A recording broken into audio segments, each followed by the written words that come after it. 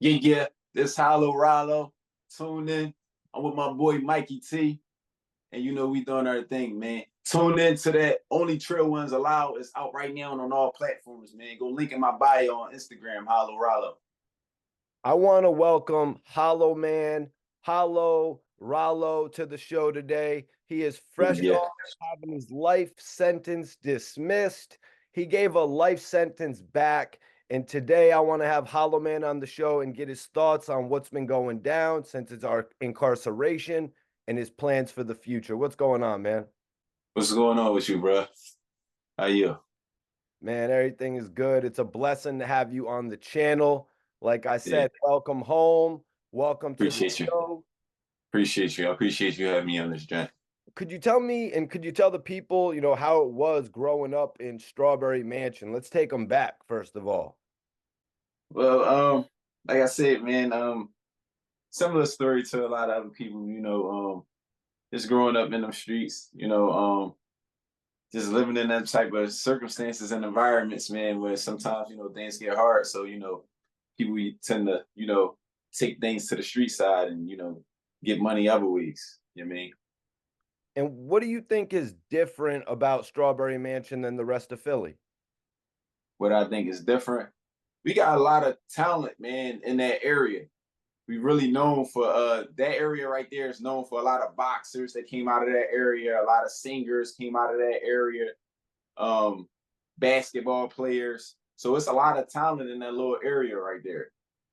I mean, whereas though throughout the whole Philly, I can actually state a couple people names that came right out of that area that played for that school, that was involved in that area that made it big time. Yeah. What was it that pushed you into music and who were some of the rappers that inspired you? My favorite rapper, man, was Tupac, man. Yeah, that was my favorite rapper. And just being able to, articulate, my struggle in my music. So growing up listening to him and what he was involved in and stuff like that. My mom was a big fan of him too. You know what I mean? So just growing up watching his videos and little stuff that was out about him, I took a lot of, I took to him to a whole lot. And I started, when I started rapping, I wanted to, tell my side of the story. Yeah. So he was very influential to me. Now, You being a legend from the DVD era, how and when was your first time ever jumping on a DVD for the world to hear you? I wasn't really a rapper. I just used to be hanging around dudes that rap. I mean, a couple of my homies. And once, they told me to start rapping because you are your company. You are the company that you keep. So I used to be around them a whole lot, and they used to rap. And then it was like, yo, start writing some raps, man. See if you. And I started putting it together. And then once I did jump on a DVD, I got a whole bunch of attention, and then it just been rolling ever since. Who were some of the big names on the DVDs at the time when you got on them? Like who were some of the popular names? At that time, who was some Slaughter Rico, Chico, Vaca. They was heavy at that time. Um, Major figures, they was on them joints. Um, who else? It was a lot of dudes. I ain't gonna lie. Back then, you had to know how to rap to be on them DVDs. So them joints was flooded with names. They was flooded with names. Everyone from the DVDs has legendary battles off camera. Could you tell us about any of the off camera battles, whether you saw one or if you were involved with one yourself? Um, I seen the crazy. I never was off of camera. I ain't really do too many battles off of camera. But I seen the crazy joint one time with Cicero and I think his name was Major League, and they was going at it. I was like, damn, it was it was one of them Jones where it was a mouth opener. Like, it was a crazy joint. Man, since you bring up Cicero, Cicero was one of the guys that you used to rap with. What were Yeah. your thoughts? What did you think when Cicero got scooped up by Black Wall Street? Y'all were in a group. Yeah, well at that time I was incarcerated at that time, but I heard, but I was happy for him when I heard that though. You know what I mean? Because it's about taking it to the next level. So if anybody could come across somebody that'll take them to the next level, then I salute them to that. Because that's what it's about, getting to that next level so that your music be known worldwide. You know what I mean? Can you tell me about how you and Cicero linked up? So it was rappers in my squad and teammate, like Sick and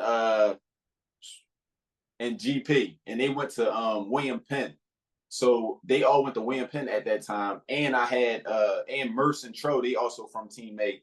They had knew him from like the Germantown section or something like that. So we just all came together and started rapping together. So that's how I wound up meeting him. Yeah. Cassidy was the man in Philly, but when Cicero came out, people compared them and said he tried to sound like Cassidy. Cassidy told me for a while that they were working together. Do you know Yeah. where the disagreement came with Cicero and Cassidy? It was basically from that. It was a lot of similarities to their bars and the way how they delivered their bars. So I was told that they actually knew each other, but I haven't been around both of them. So, but I was told that they actually knew each other. So that was a big thing in the city around that time because when Cassidy was going up, there was a lot of controversy about Cicero sounding like him. But I didn't think so much of it, but it was some kind of similarities though. Was it crazy to you that they were starting to go at one another, or more so Cicero calling him out? Um, no, because that comes with the rap stuff. You know what I mean? Especially when you feel like somebody trying to, take your style or something like that. You know what I mean? That comes with it. So it's a very challenging industry. Yeah, I didn't really expect Cassidy to respond because he wasn't responding to Murder Mook at that point in time whatsoever, and he was focusing on his industry stuff. Yeah, yeah. Yeah, when you make it big, you don't really have too much time to be like worrying about people who's not on your level at that time. So but yeah, he did. I was told that he did respond back to him though. Yeah. So how did you attract the attention of Def Jam? Did someone come across your freestyles on the DVDs? Like at the time, people like 50 Cent were looking at Philly rappers. Game picked up Mhm. Cicero, as I Yeah, said. yeah. So it was Sicko that rapped in Team A, and who else was it? It was Sick. It was somebody else, but they had a friend that cut hair. His name was Rome or whatever, and Rome was cool with this guy named Live Luch. Live Luch was like signed to Def Jam at that time, so he wanted to make the best rappers out of our squad. So he wound up telling everybody to come down to the barber shop to rap and all that. And he picked the best two people that he thought that was the best out of Team A, and he picked me and Sick. So we started going up Def Jam and recording in the studio with Live Luch and talking to the A&R, but I think his name was like Chris Kellum or something like that. And so we started going in there and recording in Def Jam building and stuff like that. And they wound up giving me tracks to record to and stuff like that. But I wound up getting incarcerated at that time too. Yeah, I want to talk about that, but how deep into Def Jam did you get? Because this is a legendary label we're talking about, man.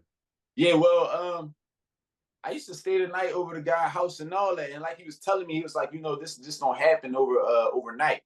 So I feel as though if I would have stayed diligent and stayed out of trouble, that it could have went to another level because he kept telling me like they was giving me beats. You know what I mean, from whoever was making the beats at that time and stuff like that. They was giving me beats like, look, record to these Jones and send them back and all that. And he was listening to him because he was an A&R. He like, yo, these Jones hot and stuff like that. But like I said, I wound up getting incarcerated. So it's no telling how far that that could have took me. How do you go from having a record deal with one of the biggest labels to then go into prison? Like, what were you ultimately charged with and convicted of as well? Well, at that time, it was like a robbery at that time because this was like in '07, and I wasn't technically signed with Def Jam at that time. Like I said, I was just basically like you know just in there recording. I got in there because of Live Loops and the A&R boy. He really liked it, my style and my music, and he was basically like backing me. Like, listen, I'm gonna give you these beats and keep recording. And as soon as I get done with him, then we gonna focus on you. But I never got to that moment. But I had wound up at that time. I had wound up getting locked up for like a robbery at that time. I did it like a little 3 to 6 years upstate. On your most recent sentence, how long were you in jail and where was the majority of your time served? So I was just locked up for almost 14 years, and I was housed at SCI Dallas for like I went up there for like 3 years. I've been back and forth actually because I was down the county for like 3 years. I went up there for like 3 years, came back down the county for like almost 3 years, then went back upstate. So I've been back and forth as far as the appeal process and stuff like that. Yeah. So I basically spun half of my time in the county and half of my time upstate. Can you tell me about your song Earbleed being used in your trial? You know, were you the first rapper to get convicted over lyrics?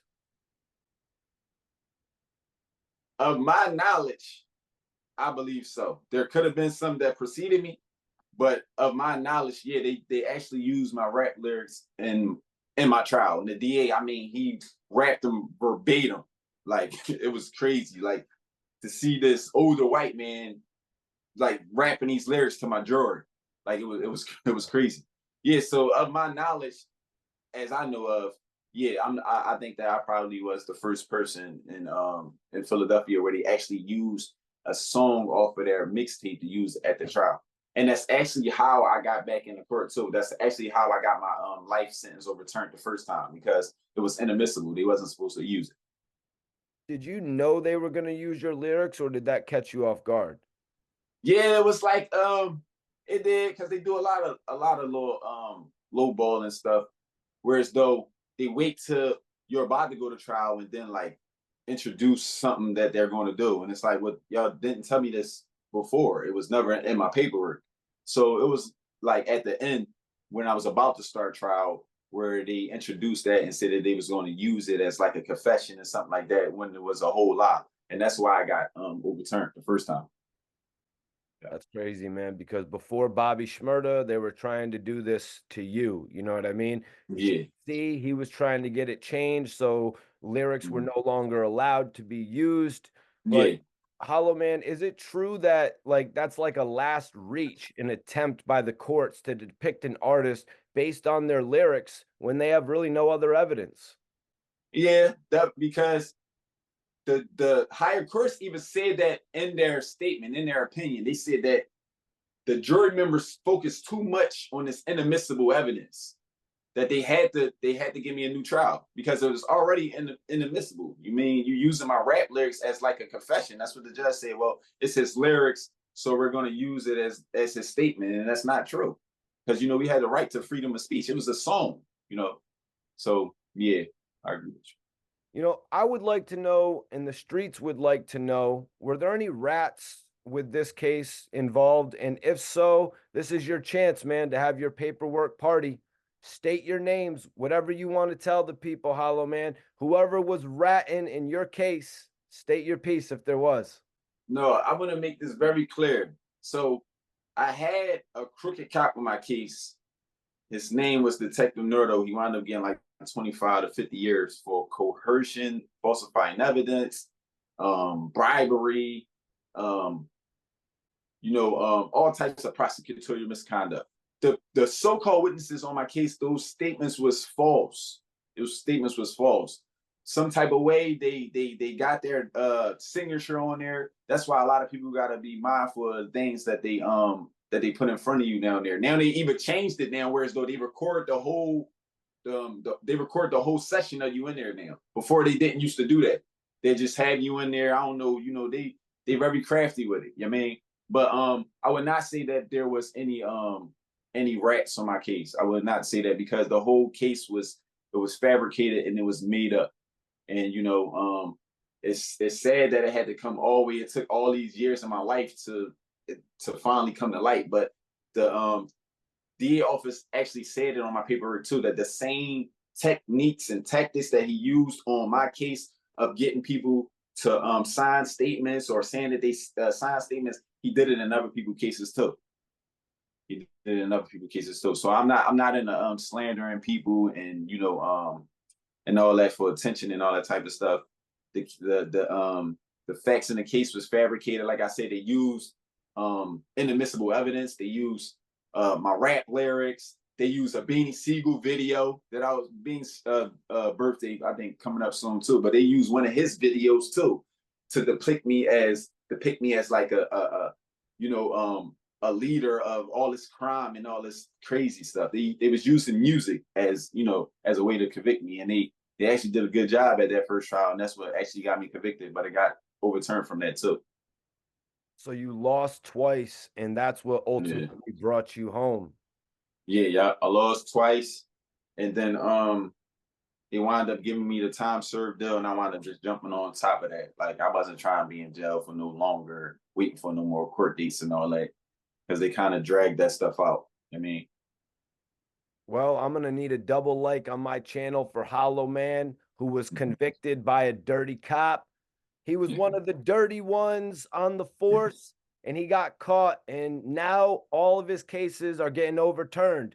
And that's how you know that this is bigger than Mikey T interviewing Hollowman. This is some next level shit that a lot of y'all are not going to comprehend. This is the streets of Philadelphia reporting live. yeah. Appreciate you, gang. Can you tell me about the day they showed Beanie Siegel's video in court that you appeared in? Yeah, I ain't gonna. I was so shocked because, like I said, all this came in like the last minute. So for them to use my rap lyrics, and then because you have law-abiding citizens that actually believe that the cops are doing their job, and they're supposed to believe that because that's supposed to be the police job to protect the society and stuff like that. We have good cops too, but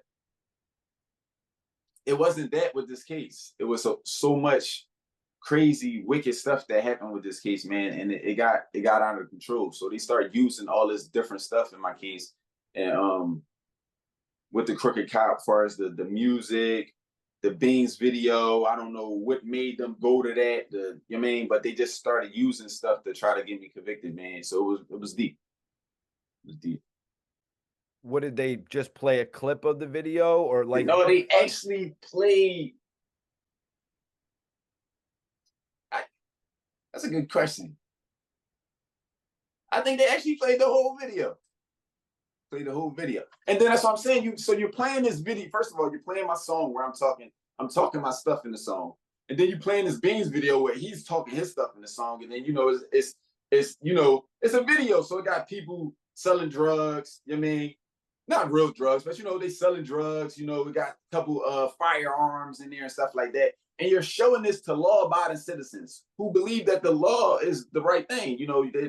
The cops are, doing their thing to protect the society and the communities and stuff like that. So they showing this to these people, and now they looking at me like they can't keep their eyes off me. And I'm just like, damn, this is crazy. It looked real bad. It looked real bad in there. Yeah.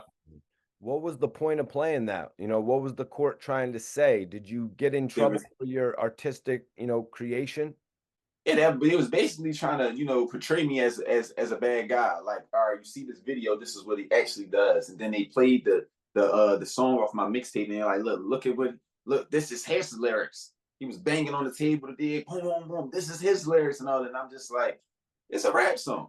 It was crazy was the other cop that put it up on the projector screen, he's telling me, he said, this is an awesome song, man. And I'm just like, this is crazy, man. He's telling me it's an awesome song. The DA is using it trying to convict me, and y'all putting up stuff on the projector screen for the jury members to look at. It was bad in there, man. It was bad. And then but I kept fighting for my freedom, man, because like I wasn't giving up. I just knew that y'all lied on me and y'all was doing all this, deceitful stuff to try to get me convicted. And that's what kept me, that's what kept that driving me. Like, no, I'm not going out like that. Like y'all not, this is not right. You know what I mean? So that's what gave me that drive to keep fighting my case. You know what I mean? It's crazy to hear that because they literally just played Young Thug's whole lifestyle song during his court. Like they played the whole 4 minutes, 3.5 minutes, whatever the song was. Yeah. But I wanted to ask, like, what link did you have to Beanie Siegel? How were you guys affiliated to go get in the video? Well, Beans was cool with one of my homies, and he used to always come down there and chill with one of my homies. Matter of fact, they brothers, so he's real cool with them. So once they told me that he was doing a video down that joint, they was telling me like, yo, come get in the Beans video. You know what I mean? He wants you to get in this joint because he know that you rep down this way. So he wants you. So you know what I mean? I came through and showed love. Yeah. So I came right up there and got in that joint. Yeah. But that video, how they was just trying to link everybody together because they was putting like they the cops, they didn't know what was going on. They just wanted to make a case. So they was putting everybody together. Like they was saying that I hang with a younger or this younger group around the way hang with us and all this old stuff. But they used the video because they was in it too. Some of the young guys was in that video and we was in there too. So they just like linked us all together. Like, yeah, this is all of them, and that's not true. We know Philly blocks are small, man. Now, just because you hang on a couple blocks over, don't mean that we all hang with each other. You and Beans ever get to talk about any music? At that time, back then, Anytime. at that time, no, we wasn't.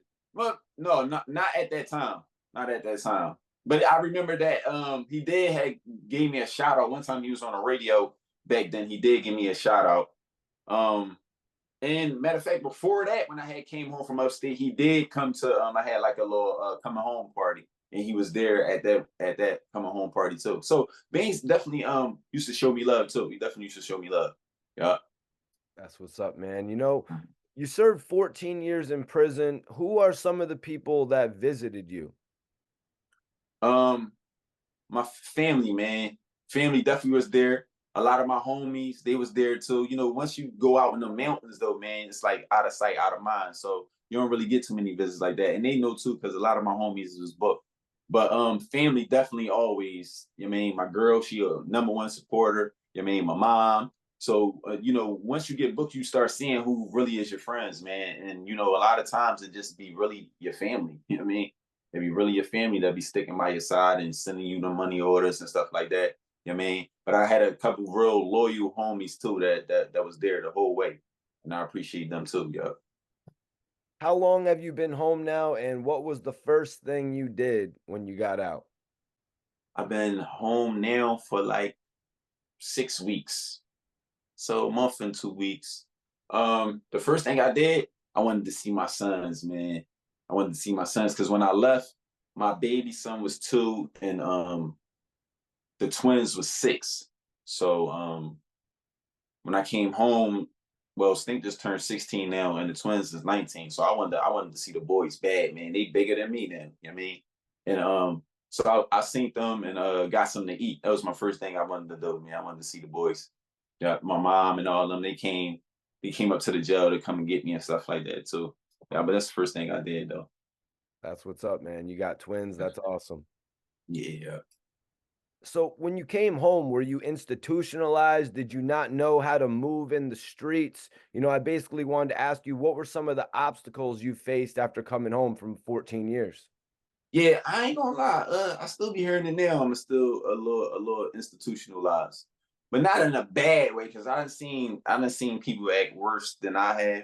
But it's just that you know a lot of habits that I had in there, good habits though. I still do it around the house or when I'm around people. But that damn phone, oh, that it'd be so frustrating. With downloading apps and trying to do this and that and this and that, I'd be like, oh my god, gotta remember all these damn codes for everything and all that. I'd be like, yo, I'm not used to all this stuff. Yeah, but I'm doing pretty good though as far as adapting back to normal ways. All right, so let's talk about adapting back into the music because you're not necessarily rapping like Hollow Man Team A that we all know. How were you able to adapt like a new sound? um, Actually, I don't know. It's just like when you original, you gotta harmonize with what's going on now. And you know, when you got your original sound, you know, it don't matter what beats or whatever, you know, whatever's going on, you're just gonna adapt to it. If you got an original sound, you're just gonna adapt to it. And you know, upstate they got a lot of tablets and stuff like that too, where you can get actually listen to beats and all that. So I start listening to you know how they make beats now and stuff like that. And I kept writing and on the low because I ain't tell people I was gonna come home rapping either. But I kept writing and all that, and it really helped me out with getting back out here and listening to these beats now and putting it together. So what's the new project that's coming out? And let me ask you, what makes this project you've got coming different from any of the other material that you put out? It's out right now. It's been out since March 3rd. It's called Only Trill Ones Allowed. And I'm just letting for real, man. I'm just still letting the people know, like, yeah, like it's it's still on. I ain't losing step. You mean I ain't losing step. So it just keeps showing them that I still got different flows and concepts. And a lot of times too with that DVD stuff with you be doing a lot of freestyles on the DVDs. Now it's really about songs. And the songs is actually shorter. They're not like 16 verses and I mean 3 verses and they all got 16 bars. I mean, it's different. Now it's like 8 bars or it's 12 bars and a hook.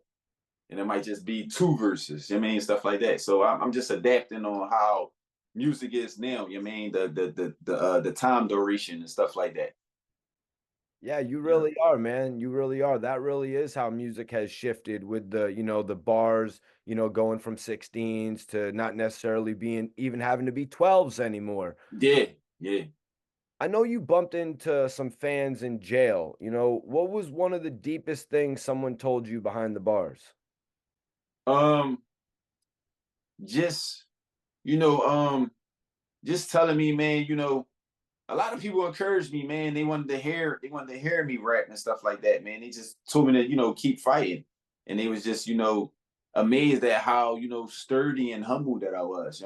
So when I did talk to a lot of dudes that was older than me or younger than me, it really, for real, the younger ones, man, to know that I had that much influence and that they knew me that much recognition by them by the younger guys because there's a lot of younger guys that come doing like no, hey, you ain't you such and such, yeah, I heard of you, man, keep fighting and this and that, this and that, this and that. So just to hear that, to be still recognized by dudes that's way younger than me, man, that meant a lot to me too. Did you ever run into any other rappers in jail or any of your peers from the DVD era? um yeah, I did. I bumped into a lot of people that was rappers that was behind the wall. um Bricks. I seen Bricks one time. On the county stage. I ain't seen him upstate. Bucks. Shout out to Bucks. Uh, there's a couple dudes that I ran into that was doing anything that was behind the wall. Yeah, I ran into a couple dudes. What's the message that you want to send to everybody now? What do you want everybody to think about now when they think about your career? What do you want them to know that you're getting ready to do? Well, I want them to tune in. Because it's more than rap to me. Like, hopefully during this month of Ramadan too, because I'm like a very religious person and I've been since I was a young boy. Anybody who know me know that. So during the month of Ramadan, I want people to tune in too, because I'm gonna try to do something like religiously. Like but I just want people to tune into my story, man, because like experience is one of the best teachers, and just from people tuning in and seeing what I went through and evolved as a person. That's a message behind itself that that can't be captured by all the cameras and all that type of stuff. So if a person really just tune in and see like what I went through in life, it can be like, damn, and that deters somebody from going down that path. That's the message that I'm pushing. But besides that, I want to get some money. I'm trying to make this money, man. I be telling dudes, man, you be doing all that other stuff, man. You better try to worship your Lord and get some money. Because that's what it's about, taking care of your responsibilities as a man. That's what's gangster, for real, for real. Right now, I want to ask you some questions where you can choose this or that. Oh, I mean, you can take a pass, whatever you want to do, man. Keep it authentic to you. You down? Yeah, no doubt. No doubt. All right, cool. We're gonna start it off. Beanie Siegel or Jadakiss? Beans. Yeah, I'm gonna go with beans. Styles P or Freeway? Styles. Max's or Delisandro's? I'm gonna say Max's because I ain't never been to Delos Santos. Okay, okay. Yeah, the peppers at Max's are just crazy. Yeah. County or state? I'm just saying. State all day. Phone time or commissary? Commissary, of course. Of course. Don Diva or Feds magazine? Don Diva. The Source or Double XL? Double XL. State property or Dipset? State property. Gilly the Kid or Nori? Gilly. Eve or Little Kim? Eve. And I'm not just saying this because I'm from Philly, neither. Young Guns or Dutch and Spade? Dutch and Spade. Filas or Adidas?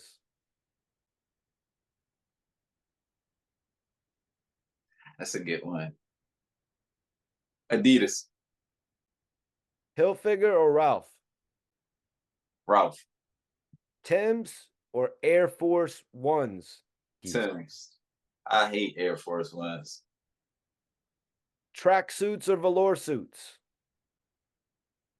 I like the tracksuits. Sergio Tacchini or Diodora? Diodora. K-Swiss or Vans? Vans. I had a pair of Vans. DVDs or mixtapes? DVDs, because people like to see you rapping. I mean, more of an effect on people. Kush or sour? I pass. I'm not really a smoker. I don't smoke. Pizza or tacos?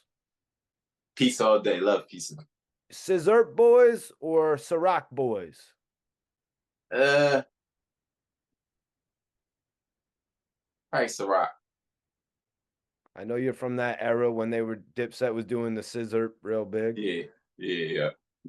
And speaking of eras, Instagram or MySpace? Oh, Instagram top it all day long. I know you was back on the MySpace days too. Yeah. Last time I was home, they had MySpace. Yeah.